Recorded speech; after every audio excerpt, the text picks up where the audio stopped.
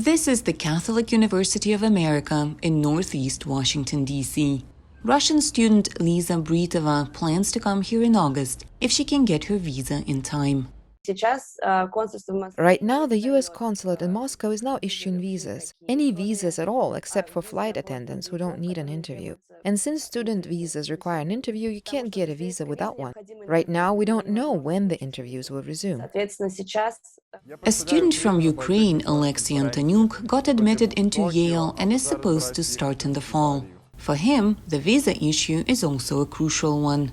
My visa interview was scheduled for July 8th, but in mid-June it was rescheduled because of the pandemic. New dates were opened starting from August 3rd, so I signed up for August 4th.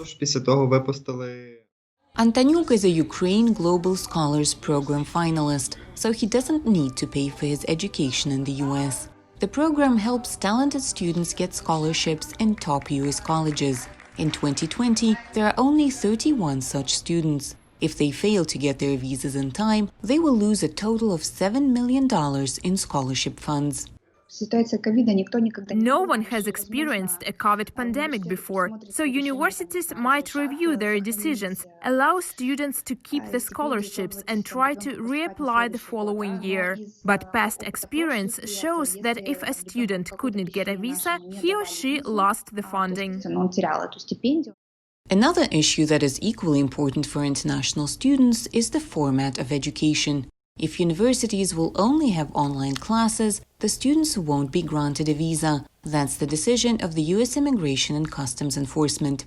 Before the student applies for a visa, they are issued what's called a Form I-20 from the school. They go to the U.S. Embassy with the Form I-20 to apply for the visa.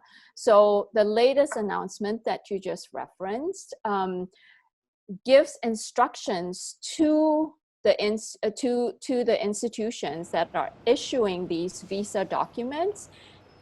On the Form I-20 itself, that document, the school has to verify that they are in person, that there will be hybrid or in-person classes being offered.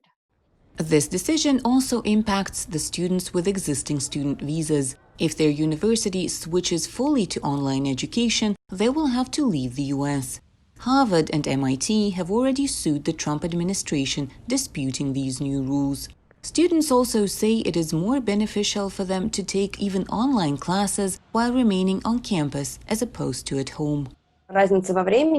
Time difference affects studying a lot because classes start in the morning and some classes start in the evening. In Moscow, it's midnight or even 2 a.m., so that doesn't work for me. You need to take campus life into account. At Yale, it is a very important part of studying. If I need to talk to a professor in person, I can always do that if I live on or near campus.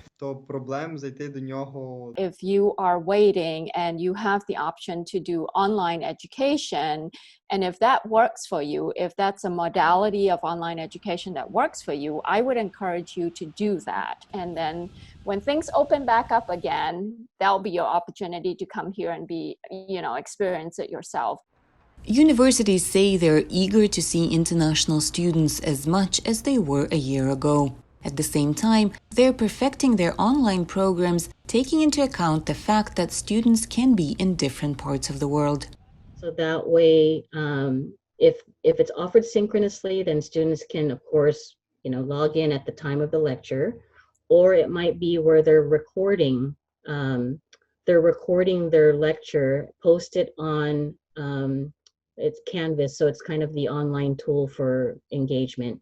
You'll have discussion forums, so a faculty member, rather than having, say, a live discussion, what they might do is pose a question or pose, an idea, and then students then are encouraged or asked to then respond, and then students then are asked to respond back. Every year, the U.S. welcomes about 1 million international students. In the past, their contribution into the U.S. economy made up about $41 million. Falesia Bakalets in Washington, Anna Rice, VOA News.